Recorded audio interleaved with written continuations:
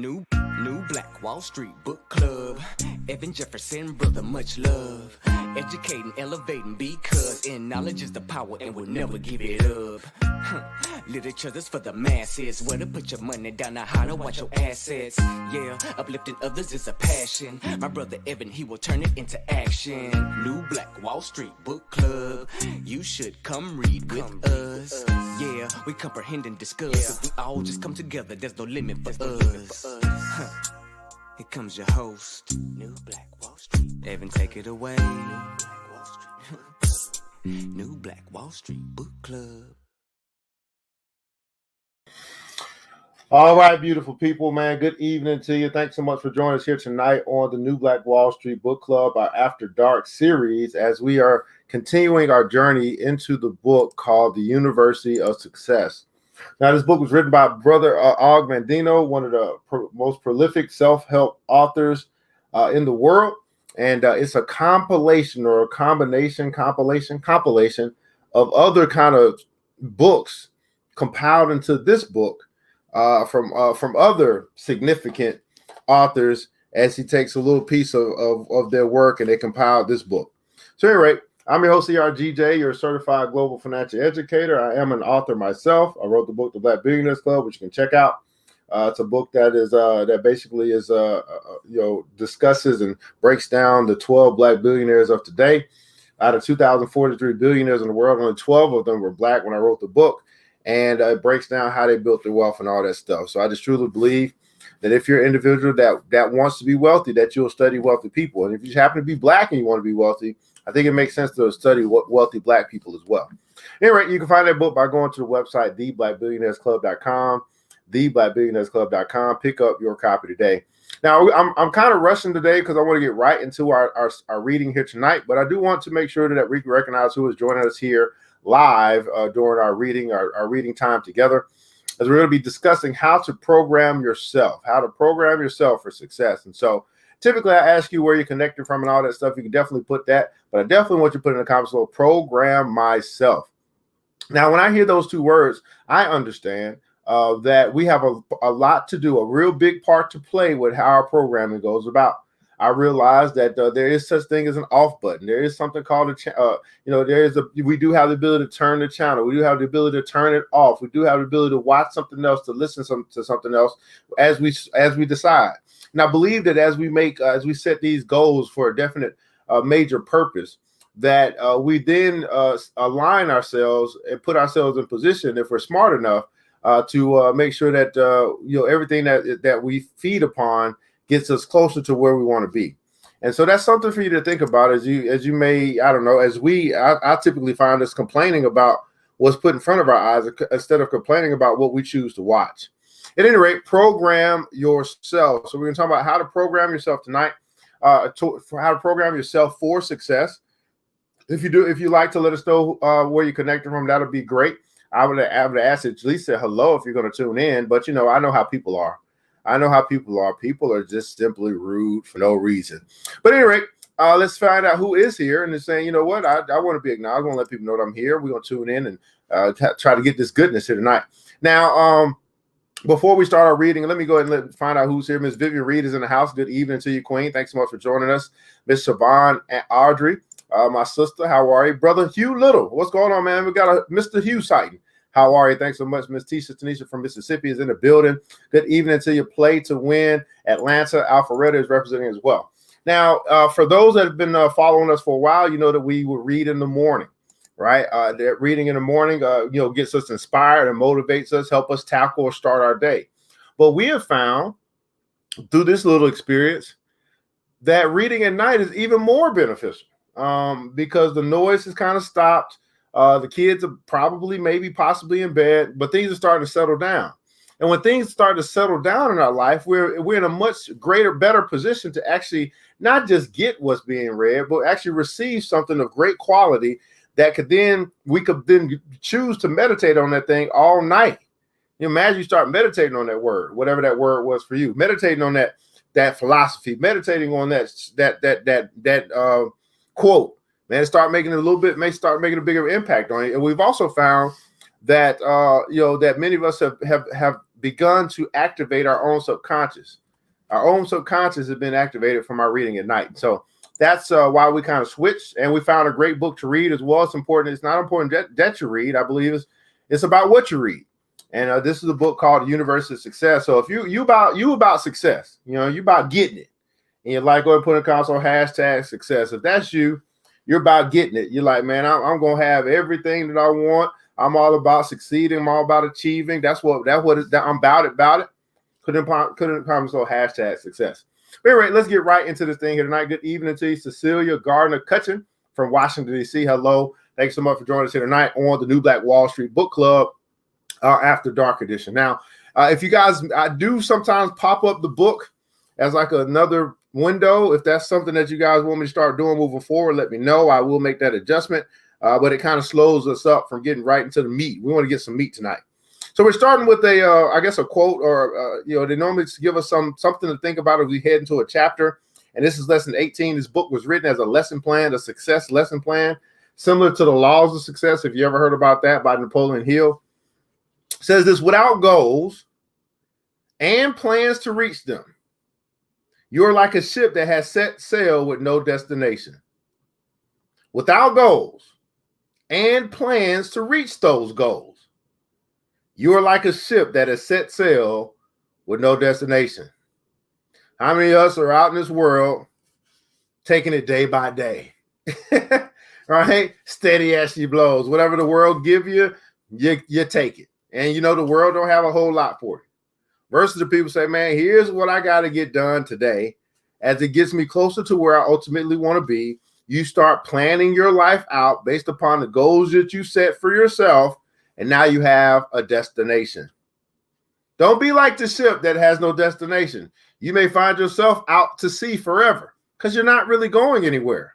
But wherever the waves of the ocean may take you, or the waves of the ocean of life may take you. Once you guys understand, you absolutely can be in control of where you land. You absolutely can be in control of where you land. So Dr. Fitzhugh-Dotson, this is I'll probably have to look him up, but he's what's written this section, and we'll find out a little bit about Mr. Dotson and what book this is coming from as we talk about how to program yourself for success. New Black Wall Street Book Club, let's read. Stand on any busy downtown street corner and spend 10 minutes watching humanity pass before you. How many out of each 100 would you guess have specific goals in their life which they are pursuing with all their vigor? It's a great question to ask. If you were to stand on the side of the corner and watch 100 people pass you by, how many of those 100 would you guess have specific goals up for their life, and they are pursuing those goals with all of their might, all of their vigor? How many would you say? 100 people. How many would you say have specific goals for their life, and they are pursuing their goals with all of their might? Any guesses? If you're a betting person, you could probably wager considerable sums of money that none out of any 100 who passed had any goals that extended beyond that particular day. Setting goals, you would learn from these individuals, if you had the courage to ask, is something that the company bosses do when they are planning next year's budget. Setting goals is what football coaches and baseball managers often do. Setting goals is what presidents and governors and fundraisers always talk about since they're involved with large operations. But how can we think about setting goals for ourselves when our paychecks aren't even large enough to cover our bills? Perhaps those paychecks are not large enough to pay their bills, and maybe never will be because they have no goals, no concrete plans on how to improve their life, no ideas on how to raise their income, improve their talents, expand their knowledge, or increase their value to society. Regretfully, most of them are skippers of ships heading nowhere. Dr. Fitzhugh-Dotson became internationally known through his two classics on child raising, How to Parent and How to Father. Unlike many goal-setting systems, which can be complicated, he, from his book, The You That Could Be, shares with you a simple and common sense plan for fulfillment that can help you to begin planning the life you deserve. I mean, guys know that in order for you to get the life that you deserve, in order to live your best life, it's going to require some planning. It's going to require some planning. I want to talk about your goals and plans and how you can program yourself for success. Your potential self, everybody putting console potential. Your potential self thrives on well-made goals that reflect what is important to you. A goal is an objective that you want to achieve. A plan is a specific way of reaching that goal. Both goals and plans are ideas in your mind. Look around you. Everything you see in the world around you, unless it's a part of nature, began as an idea in somebody's mind. The suit or dress you are wearing, the car you drive, the music you listen to. The words you are reading began as an idea in my mind. Then the idea became a goal, and I created a plan to achieve it. The typewriter I wrote it on was originally the idea of the 18th century Englishman named Henry Mill. It has been continuously developed and refined by a series of other people since and represents an achieved goal for each of them. Everything you wear, everything in your house or apartment, even the building itself had to be thought of before it could exist. And then the design, manufacturing, and marketing of it became goals for someone. Even your toothbrush began as an idea with a specific plan to achieve it. All tangible objects began as goals, plans, or ideas in the minds of people. This is a revolutionary concept once you really allow it to grasp you, for it brings home the importance of the world of thought. Unfortunately, many Americans tend to downgrade the world of thought. When we call a person an intellectual, it is not always meant as a compliment. We respect the people who are characterized as doers, forgetting that every doer is first a thinker. Looking at things in this incomplete manner prevents us from seeing clearly that the world is changed by goals and plans conceived in the minds of men and women. It is really incredible when you realize that our school systems consistently neglects to teach students how to set their own goals and make realistic plans to achieve them. Did you ever hear of a course like that in high school or in college? I never have. Frequently, our schools even neglect to call attention to the fact that such vital activities exist. The thought of setting goals and making plans just escapes the mind of many people. And yet, few things are more important to a person in achieving success in all fields of life than learning how to do it. This idea should really exist as a way of life and should be passed on from parents to their children. I sometimes mention goals and plans to people and ask them what it brings to mind. What it brings to mind. Most people say, oh, success in the business world, in science, or something like that. They usually don't mention the non-professional, personal world, such as their marriage. I think of a former patient of mine, Arthur, a 43-year-old man who owned his business and came to me because of increasing attacks of nerves. And he put it in his work. He had just opened his second men's clothing store. Business was doing well financially, but his problems with the manager of his newly opened store were increasing. The manager had been a most satisfactory employee, but he assumed his new position. Now suddenly he wanted to change many of the concepts that had brought success to Arthur in the first place. Having always prided himself on his business judgment, Arthur was now losing confidence in himself. Was he falling behind the times? At 43, was he becoming an old fogey? As he discussed his business problems, Arthur kept mentioning his wife, Marie. They had been married for 25 years and had 2 teenage children. He often remarked how supportive and helpful his wife had been in the beginning when he had to struggle to establish his business. Although he hadn't come to me to our marriage counseling, we started discussing his relationship with Marie. I pointed out that the closeness he had enjoyed during their early marriage seemed to have been replaced by a dull flatness. I suggested we also work on some goals and plans for his marriage. He said, I'm amazed, Doc. I never thought about setting goals for our marriage like I do for my business. He mentioned somewhat sheepishly that before he was married, he used to romance his wife, as he put it. But it had been years since he had done anything spontaneous or romantic. After considerable discussion, we decided to start with a few simple plans to implement his newfound goals of putting some romance back into the marriage. I suggested starting with the easiest plans to achieve. He decided to buy a supply of love message cards for his wife and mail her one from time to time.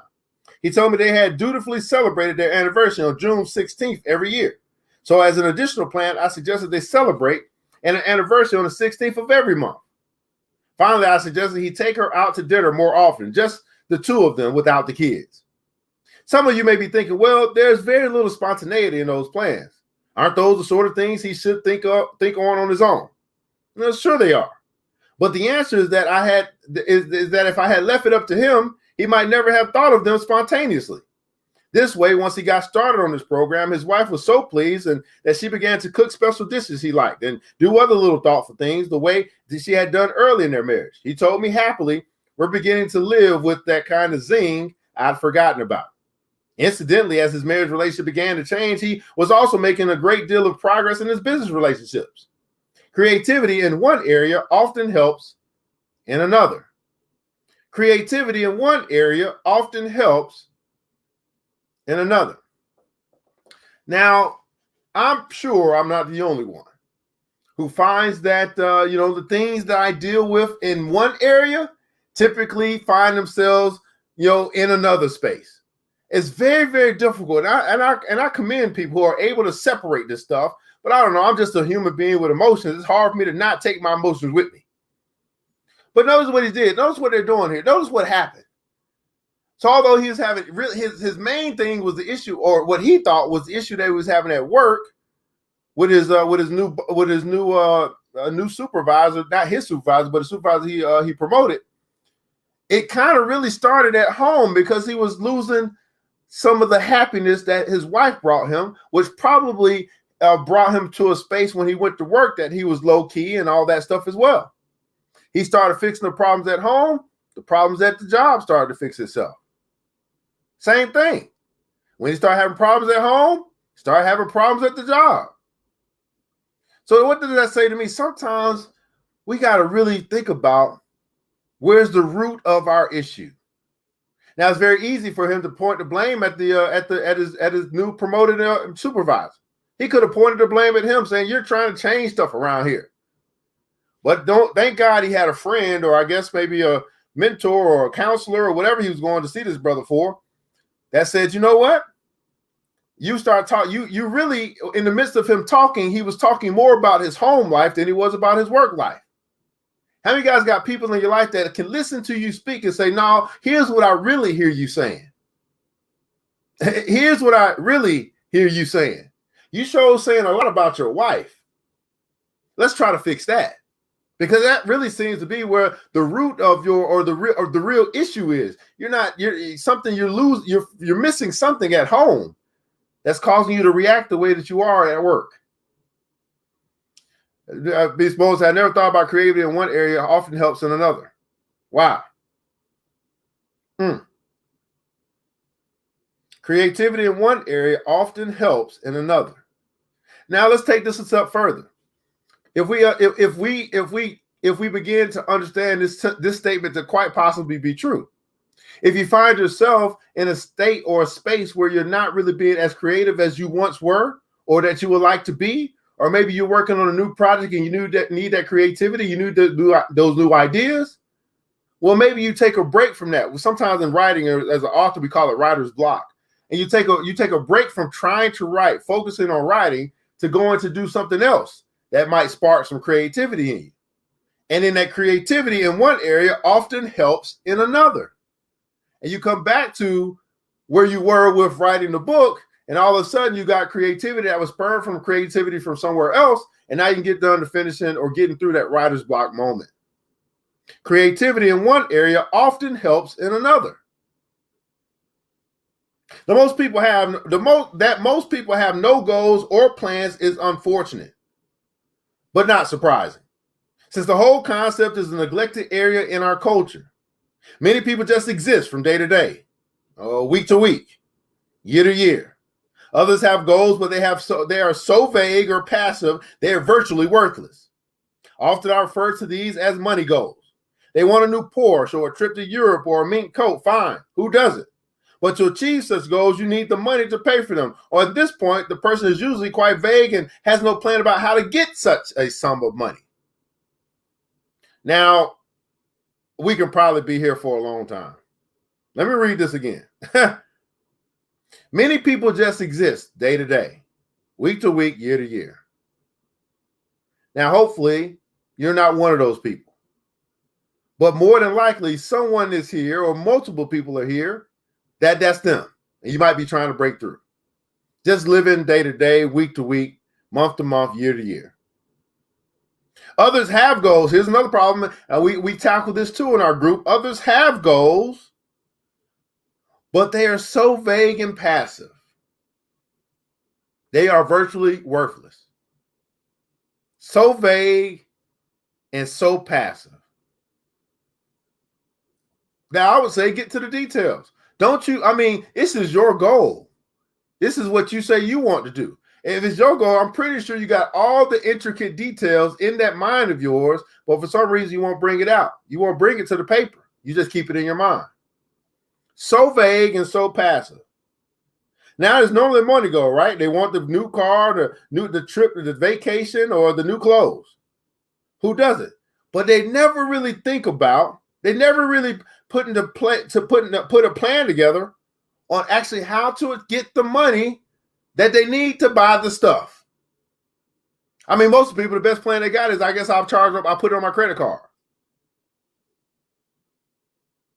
There are some people who kind of have goals, but they are still in their unconscious mind, vague and undefined. These people have never taken the time to sit down and pinpoint the specific objectives of their lives. I tell you, we're working on, working to go and you'll meet with some people, and one of the things I ask is, what's the objective? Like, I'm not connecting just to talk about really nothing but talk. I think idle chatter leads only to poverty. If we are going to get together, if we are going to have the meeting, if we are going, if we are going to get together and have this meeting, what is our objective? That way we can really measure whether we made progress toward this objective, or did we just come together to kumbaya? Now, for me, kumbaya is just a waste of time. Kumbaya is just, it's just idle chatter leading to poverty. I could have done something better with my time. But if I'm going to agree to go somewhere, I want to know the objective, what we're looking to accomplish, so then I can evaluate whether we made some progress toward that objective in our time together. That's why I think in corporate America, we used to say this, man, we just having meetings just to have meetings. No objective. Or meeting after meeting after meeting with no objective. It was a waste of time. But guess what? That's what corporate America does a lot. They waste a lot of time. Still, other people have goals that are impossible to obtain. Now, here's the deal. I want you to identify where you are as it relates to your goals. First, we had no goals, no plans. Then we had vague goals, money goals. That's all you got is you want to make some money, you want to get something that costs some money. Then we got the kind of goals. I kind of got a goal. It's in my head, but I've never put it down on paper. Then we got the people that got impossible goals. One of my former parents, Bruce, had his goal in early retirement at age 35. Since he was unable to do this, it had ruined his whole 35th birthday celebration. Obviously, this was an unrealistic goal. In spite of the fact that this bright young man was highly successful in the business world. How many people are able to retire by the age of 35? And on what? And why? In Bruce's case, he had no particular notion of what he wanted to do after retirement. Retirement was his whole goal, rather than it being somehow related to the rest of his life. If he had actually retired at 35, he would have discovered it would be an empty achievement. This man's goal was not only unrealistic, it was incomplete. Now I want to teach you how to develop meaningful goals, how to define them clearly, and how to create definite plans for reaching them. Now, wouldn't that be useful? Wouldn't it be useful if I learned how to develop meaningful goals? Wouldn't it be useful if I learned how to define those goals clearly as it relates to me programming myself for success? Wouldn't it be useful if I learned how to create a definite plan for reaching those goals? I think that'd be useful. First, there is the area of your work. You may have many goals in mind here, including money goals, such as travel, a new house, a new car, or college for your children. The place you are most likely to achieve these money goals is in your world of work. There's an area of your marriage. Setting goals in this area may head off divorce in the future or deepen an already satisfactory relationship. There's the area of children. Most parents have relatively few goals and plans for their children. Like firefighters, they rush around putting out daily fires and are too busy to set long-term goals and plans. These parents are missing a great deal in their emotional relationships with their children by not thinking about the future direction the children may take. If you're not married, then you may be concerned to set goals and plans so that you can find and marry someone with whom you can achieve a happy and long-lasting relationship. As someone has commented, most people put more time and care into choosing a new car than into choosing the right person to spend the rest of their life with.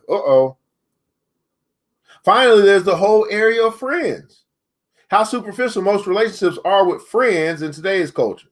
You may want to set some goals and plans here. So he's talking about these different areas for you and I to set some goals and some plans for. Our work, our relationships, or our marriage is what he's specifically talking about. The children that we may or may not have, right? And then the whole area, he has said whole area, so the big vast area of your other relationships would be your friends. Did mentioning these areas stimulate anything in your mind? Do you already have some goals in mind, or did you get a new idea or two? Obviously, this is worth putting some thoughtful time into. Consider these things as you go about the routine tasks of the day. Think about your work and its rewards, the quality of your home life, of your marriage, of your relationships with your children or your friends. Think about your children's future. Think about your own day-to-day existence. Be imaginative as you consider these aspects of your life and how you could change or augment them. Let your creative mind be fanciful. Think up far out ideas. Rediscover your dreams. Everybody put in comments or rediscover my dreams. Rediscover your dreams. At some point in this process, perhaps in a day or somewhat longer, you will be ready for specific planning.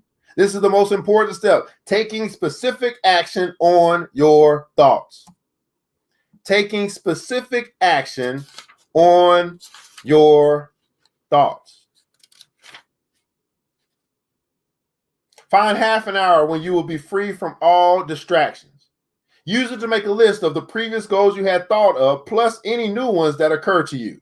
Include the most outrageous goals you can imagine. Don't worry about whether your ideas are realistic or unrealistic at this point. Just write them down. After you have noted all your goals, go over the list carefully and pick out the 5 which are the most important to you. You may find this a very exciting process. Your next step is to determine how to reach each of these 5 goals. Here's where most people go astray because they start out with a plan that is much too ambitious. When it can't be achieved right away, they get discouraged and give up. These are the people who have not learned the lesson of the teaching machine. Even though many of you have heard the phrase teaching machine, you may not be familiar with the manner in which it works or the psychological principles on which it is based. The brother of the teaching machine, the program book, is a teaching machine in a book form, based on exactly the same principles. The teaching machine or program book is planned so that the learner starts out answering very easy questions. He cannot go on to the next question until he has successfully answered the previous one. Finally, at the end of the program or book, the learner is answering very hard questions.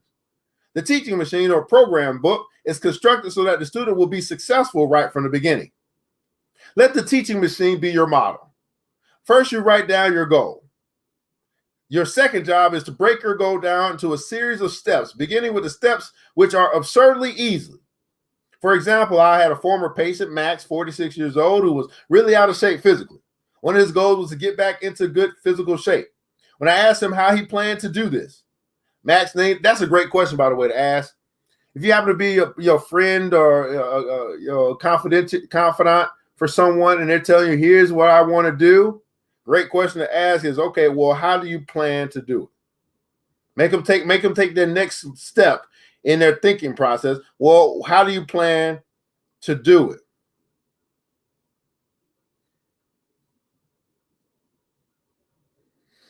Max named the gym, the most expensive in the area, and told me he was going to sign up for his full physical fitness program.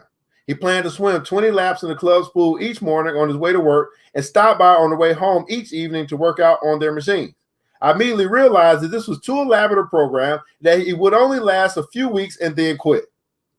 I suggested we use the teaching method approach instead. He liked the idea of jogging, so he agreed he should begin by jogging around his house and yard a mere 3 minutes a day. He wanted to do sit-ups to improve his stomach muscles. We decided he began by doing only one sit-up a day for the first week. Starting with this very easy program, everybody putting it out so easy. Of course, he was successful. Little by little, over a period of 5 months, he worked up to jogging half an hour and doing 50 sit-ups each morning. When you're designing a step-by-step plan to achieve your goal, whatever it is, think of my patient and his physical fitness program. Make your first steps to your goal absurdly easy so that you are sure to succeed. Then gradually increase them. Don't rush. Thinking of Max and his physical program brings to mind Janet, another former patient. Janet had been reducing off and on for years. She must have gained, lost, and regained the same 25 pounds at least a dozen times. What she really wanted to do was lose weight and make sure it stayed off. When we discussed her goals, she realized that in the past she had lost a lot of weight quickly on a crash diet, but then regained it just as quickly. Janet had been doing a lot of reading about weight control, and she realized she would have a better chance of keeping the weight off if she lost it more slowly. After some discussion, she decided to try and lose half a pound a week. Since it takes 3,500 calories or less than your normal diet to lose a pound a week, Janet needed to eat only 250 calories less each day in order to lose half a pound a week. This was not an impossible task. And to make it easier, she set up a reward system for herself. Since she was paid every 2 weeks at her job, she marked on the calendar the weight she expected to be on each payday for the next 6 months. That is 1 pound lighter than she had been the previous pay period. If she was a pound lighter, she bought herself an inexpensive present as long as it wasn't food. Rewarding herself, everybody put in console, reward myself. Rewarding herself for accomplishing her goal at each stage proved to be the added incentive she needed. For the first time in her life, she not only lost the weight, but she did not gain it back again. Another example explores an entirely different area of human relationships. A 32-year-old woman, patient Ellen, was overwhelmed by feelings of isolation after her divorce. Her goal was to get back into the world of social relationships, but she was terribly afraid of being rejected. I suggested a plan in several steps. First, she was to apply for membership in Parents Without Partners, but she was not to go to any of the activities the first month. In fact, she was instructed not to even read the monthly newsletter listing the various activities. The second month, she was to read the newsletter, but not to attend any activities. The third month, she was to participate in one discussion group only. The fourth month, she was to go to 2 discussion groups. Finally, the 5th month, she was to attend a dance. It worked. With each succeeding month and each succeeding step, she built up the courage to try the next step of the plan. Everybody put in console, try the next step. So as she was succeeding with the first step, she had the courage to try the next step. This is actually a phenomenal philosophy here. I mean, I'm gonna have to start bringing this into the BBC. We're gonna have to do the teaching method, whatever you said, right? Okay, let's do an easy goal first. Let's start easy, and then we will gradually work up. And that's what we've done, right? For those that have been watching crypto trading, I was doing for a while. I always say, hey, here's the grasshoppers. Let's start with the grasshoppers. Let's start with the easy stuff. Let's try with the easy stuff. And for those out there that you're coaches or you're a confidant to people call you to help them fix their problems or whatever the case may be. Hey, let's do the easy stuff first and work our way up. Now, I'll leave that for somebody. We're going to keep reading. Some of these early steps may sound so slow that they don't make sense. And you may feel nothing is happening. Wrong. Something is happening, but it isn't particularly obvious. What is taking place is that your potential self is getting into gear for the eventual achievement of your goal. Often your goal is something you would have accomplished already if some repressive mechanism inside you had not interfered. In addition to guaranteeing success at each step by going slowly at first, you're allowing your sincere desire for the goal to start redirecting or start directing your actions. Some people in working toward a goal find themselves seized by inertia when it comes time for action. Everybody put in console, it's time for action. If this should happen to you, despite the small gradual steps, then it's time to re-examine your goal. Consider how important it actually is, and then either discard the goal and replace it with a more suitable one, or continue the steps with the renewed sense of the value of achieving it. When you have chosen your first 5 goals, be sure to give your unconscious mind a chance to help plan the steps to make them work. With both your conscious and unconscious mind working on the problem, you'll be making the best use of your creative mental resources. My suggestion on how you can best accomplish the planning stage is to write in a brief form on 3x5 cards the 5 goals and any steps to achieve them. Take one of these cards to your mirror where you can see it every day. Put the second one in your pocket or purse. This way you'll be thinking daily, both consciously and unconsciously, on these 5 goals and the steps by which you can achieve them. I do not mean for you to fret and stew, pressuring yourself to come up immediately with the right way to achieve them, or the right way in quotation marks to achieve them. Just think about them consciously from time to time as you go about your normal routine. At the same time, your unconscious will be doing its work. Your unconscious will usually contribute its part at some unexpected time, such as when you're eating lunch or playing tennis. When this happens, jot down the idea as soon as you can.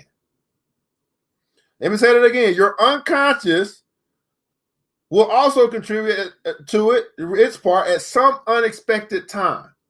Now, you guys have heard me say this. For those that have been tuning in, when we read at night, we're activating the subconscious, and the subconscious will contribute at some unexpected time. That's why I say, hey, man, make sure you have a pen and paper at your nightstand so that if it does happen to come when you are sleeping and it wakes you up, you can capture it, right? Jot down the idea as soon as you can. For the most part, I'm talking about practical, attainable goals. If you happen to choose a long-range endeavor, such as becoming a doctor, you'll need to break it down into many, many steps leading to it. It is important, of course, to be realistic about your goals. If you are 50 years old, it's not very realistic to decide to become a doctor. If you are 22, it may be.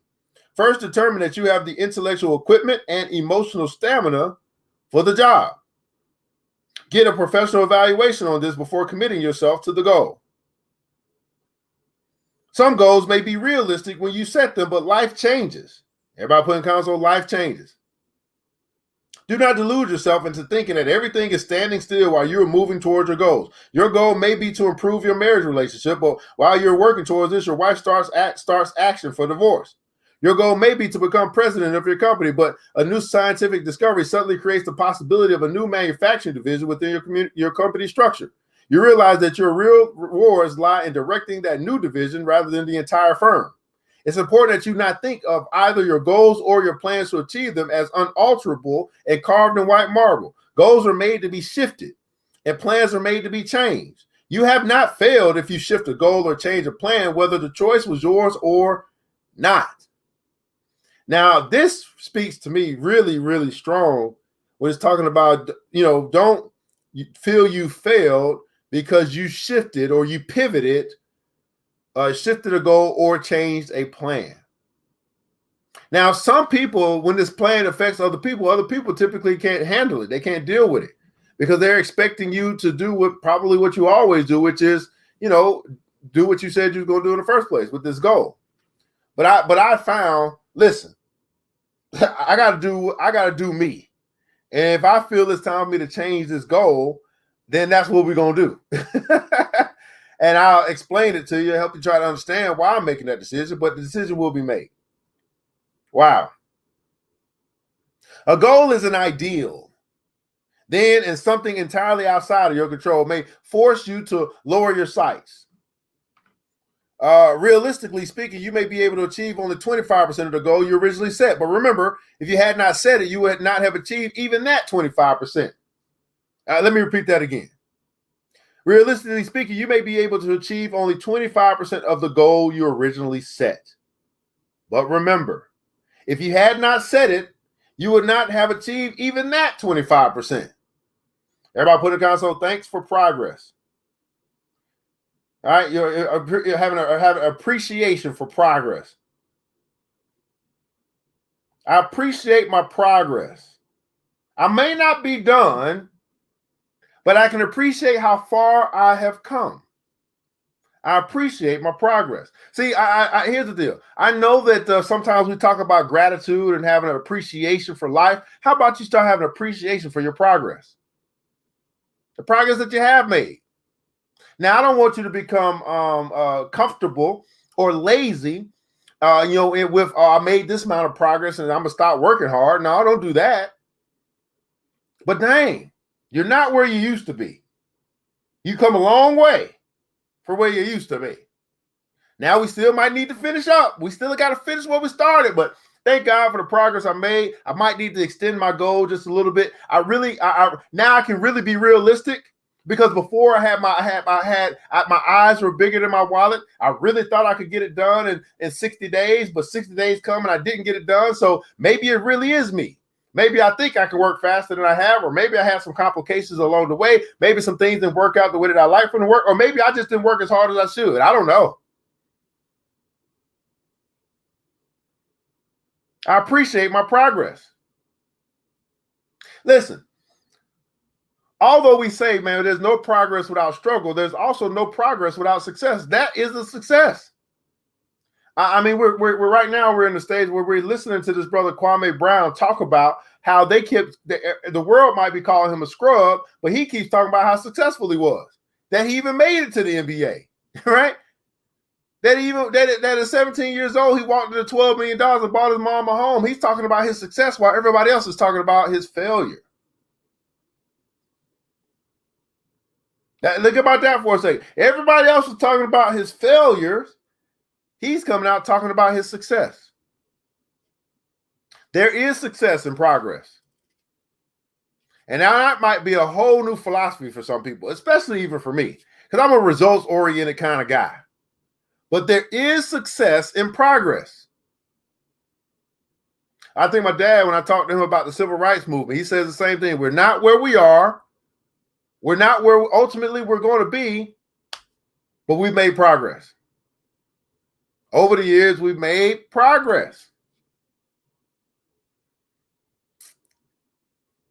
For example, you may have the goal of getting your children to take a more active part in doing chores around the house. You construct a set of plans to involve them in these activities, but after considerable effort on your part and theirs, they're still doing only about 50% of the chores you would like. It looks as if things are not going to improve any further no matter what you try. Then it may be wise for you to accept the 50% as the most they are able to do and congratulate them and yourself for the improvements they have made. Some goals or ideals you will want to continue striving for in spite of difficulties. But when a goal no longer seems realistic, here's the key. When a goal no longer seems realistic, it is best to turn your attention to other goals. A goal should never be used as a perfectionistic standard that forces you to call yourself a failure if you do not achieve it 100%. If the goal no longer seems realistic, it's time to make a change. It's time to change some stuff up.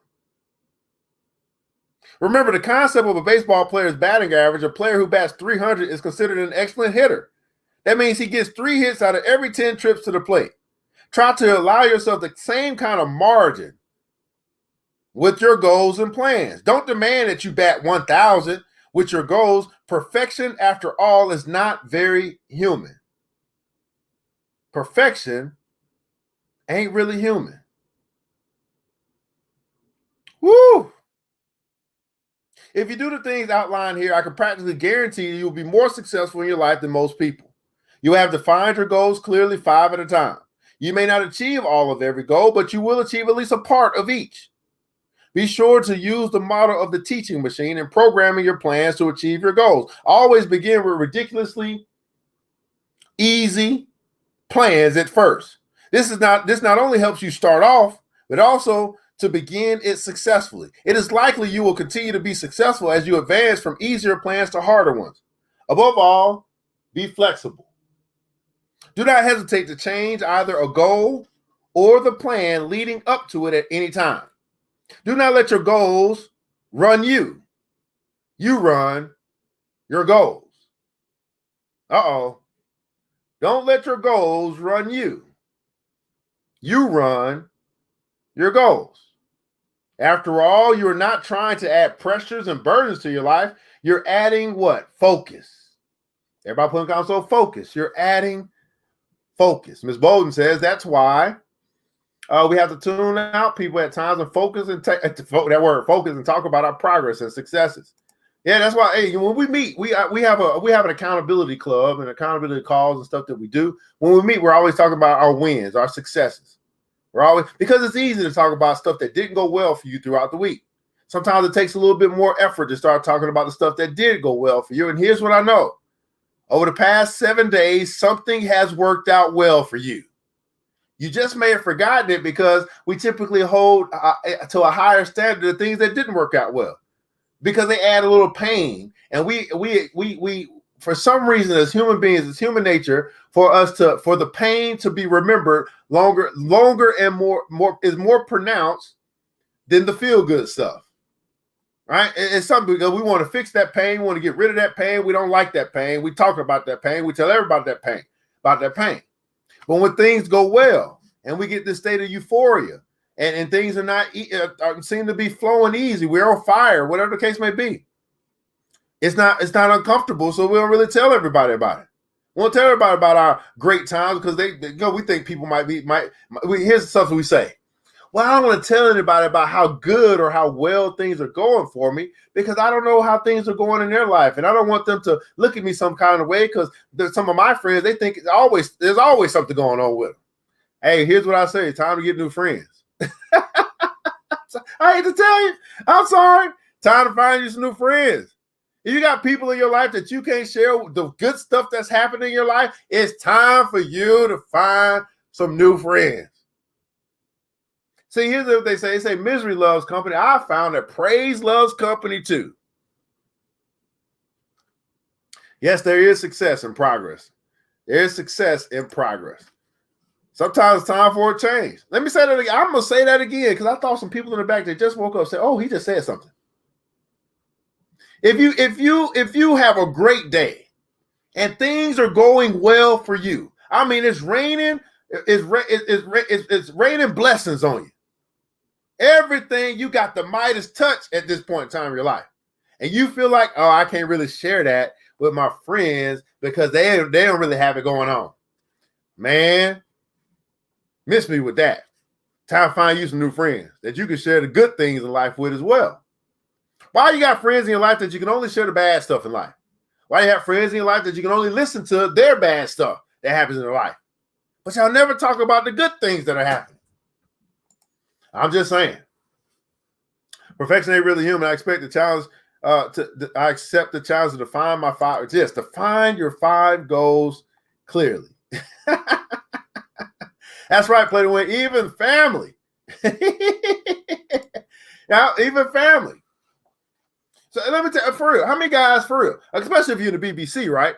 Like Tisha earlier came down, shared some stuff with us about her testimony. It felt good to talk about her success. It felt good to make that post that she was able to accomplish her goal. It felt good to participate in her praise. It felt good. I mean, I didn't go through it, but shoot, I sure was imagining myself going through that same thing. I imagined myself being right there with her. I was like, go on, girl, keep doing it. It felt good to participate in someone else's success. I think these are the type of people you want to look for in your life if you're going to call them your friends. They're gonna celebrate your successes with you. Wow. Get some new friends. But be careful not to let yourself slip into the situation where your goals concern only your business or making money. Think of your marriage, your children, and your friends as important areas in which to improve your life. So I'll tell you right now, obviously, I keep business goals. I'm always got goals of making money. But now I've added my health goals. How many guys got a health goal? He didn't mention that, but that's really important to me right now. I got that wake-up call, and I've been on it. I got some health goals. Things I want to accomplish with my physical body, my health. And it might even be my blood pressure. It might be some other stuff I need, all the other numbers, right? My weight, right? I got some goals as it relates to my health. That's another area. For real. one of my goals that I had, I mean, I don't even know that it's a goal, but it's actually like an internal always goal. And one of my internal always goals is to be in a good space with all the people that's important to me. To have a good conscience, to feel like, to know that there's peace and no guilt, or no nothing that's left out there where I need to make sure that I do something, like I did something wrong, and I'm trying to make sure that I amend, my wrongdoing, right? I want to make sure, right, when I go to bed, okay, there's nothing out there hanging where someone can say, man, you did me dirty, or you said this to me. I'm trying to make sure. Now, I'm not always able to clear this stuff up, because sometimes, you make that phone call and they don't pick up. But in my mind, I made the phone call. So that was a big step. So one of my internal goals, I don't even really think about it as a goal. I just want to make sure I'm good with people that's important to me, my inner circle, people that I feel like, man, I should never wrong you. There's some people I don't give a fuck about wronging. Okay, now to get that, let's not get this twisted. But there's some people, especially as they get closer and closer, I want to make sure I didn't mess up somewhere, that I'm the one that needs to step up and apologize or make it right. So, but if you don't pick up the phone, I can't do nothing about that. I made the call. I'll just wait on you to call me back. I don't know. Let's see what you get. I'm gonna catch up on these comments, man. I'm sorry. New friends, right? Praise loves company too. There is success and progress. I love to share. Look, Miss Vivian, I love to share progress that I make, no matter how small it may seem. All right? I love hearing praise reports and testimonies. Right? Celebrate good times. Come on. I know y'all want to get that jamming up in here. I love to see the progression of others too, right? Goals, plans, strategy, right? I have health goals too. Okay, health is your wealth. Absolutely. I see your plates are real different and healthy. Hey, they thought I couldn't cook, man. I said, just because I don't cook don't mean that I can't cook, man. All right, that's a good goal to have, man. Always good to have integrity, man. You are a bigger man. Hey, I'm telling y'all know how it is. Sometimes you get tired of being a bigger man, but hey, that's the burden. That's the light burden I got to bear. I've suggested you start by choosing 5 goals, which is a reasonable number to focus on. Obviously, you're not going to keep those same 5 goals forever. One of 2 things will happen. As you reach a goal, you'll cross it off your list and replace it with a new one. Or you'll realize that a particular goal is no longer desirable or realistic, and you will adjust or replace it. And so you will go through your life achieving, adjusting, or discarding goals and replacing them with new ones. In contrast to most people who let their lives just go along, your life will always be focused on specific goals with specific plans for achieving them.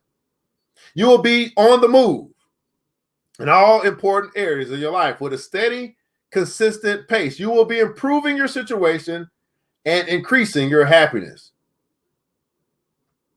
If you find something in these words here, you're like, yeah, that's me. You know what came to me? Right? You know what came to me? What came to me is I'm not like most people. Everybody put that in the comments below. Let me read this again. What will happen if you decide to do this? Now we have one person said, you know what, I'm going to do this. Right now we read this, and some people can say, oh, that was good. Now, cool. That's cool. That's a good little idea. The other people say, no, that wasn't just an idea. See, that's something I'm going to do. And I'm going to get these results out of this thing too. Suggest you start by choosing 5 goals, which is a reasonable number to focus on. Obviously, you're not going to keep those same 5 goals forever. One of 2 things will happen.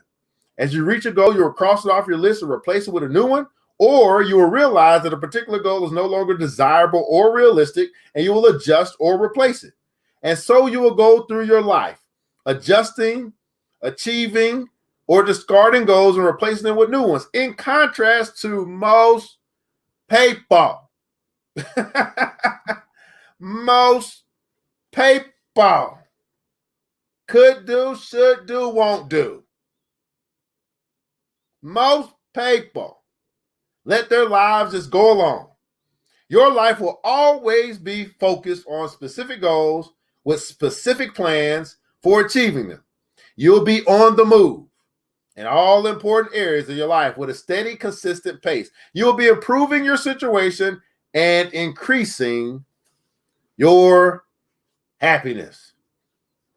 So we were able to get through it. Yes, we're able to get through this chapter. I've been trying to go a little bit faster so we can get through a chapter a day. I don't really like the whole having to do 2 parts to a chapter. So this was now I really like this lesson because sometimes he'll say we're going to learn something, and I'll be trying to figure out where's the how-to part. But I think this was quality. How to program yourself for success. Basically saying, man, set goals, crush goals, keep setting those goals with specific plans, and you will be improving your situation and improving your happiness. If you enjoyed our session here tonight, I normally ask you what you get from it, but you guys have been so active in the comments. I'm just going to ask for some hand claps in the chat if you enjoyed the book club session here tonight. Listening to excerpt from the book. Let me see if I can find it again. From the book, that the You That Could Be, from Dr. Fitzhugh Dodson. Okay, Dr. Fitzhugh Dodson, The You That Could Be, How to Program Yourself for Success. And so we will be back here, same black time, same black channel, New Black Wall Street Book Club After Dark session tomorrow. We'll be talking about how to become enthusiastic and stay that way. How to become enthusiastic and stay that way. And we're going to be listening to one of the stalwarts of America by the name of W. Clement Stone tomorrow. So we better get ready, because W. Clement Stone was a mentor to Dr. Dennis Kimbrough. He was a mentor to Napoleon Hill. W. Clement Stone is a serious force. So I can't wait to hear what W. Clement Stone has to say, and maybe a book or something he wrote as well. All right, man. Vivian Regan, hand class, I appreciate you. Miss Play to Win, I appreciate you. Al said, I really needed this section tonight. A Facebook user adjusting, achieving, or changing goals, improve situation, and happiness. Absolutely. Well, beautiful people, I'm ERGJ, certified global financial educator, your facilitator tonight for our New Black Wall Street Book Club After Dark series, as we've been going through the book, University of Success. I will tell you the next book that we have up, we are going to be reading next, Outwitting the Devil. That's the next book that's on the docket. We're nowhere close to finishing this book, but I just want to let you know in advance in case you wanted to get a copy so you could be ready when we do get to Outwitting the Devil by Napoleon Hill. I want you guys to remember this, that it takes a village. It starts with us. Let's build as we climb together. We all we got, beautiful people. Matter of fact, we all we really need. Thank God. That's more than enough. Until next episode, you know what time it is. Mr. DJ, hit the music. It's the New Black Wall Street Book Club with your host Evan Jefferson. It's time for us to go. Yeah. Now you ain't gotta leave the computer, but we encourage you to get out there and learn and apply all the things you learn at the New Black Wall Street Book Club. Yeah. The New Black Wall Street. The New Black Wall Street Book Club.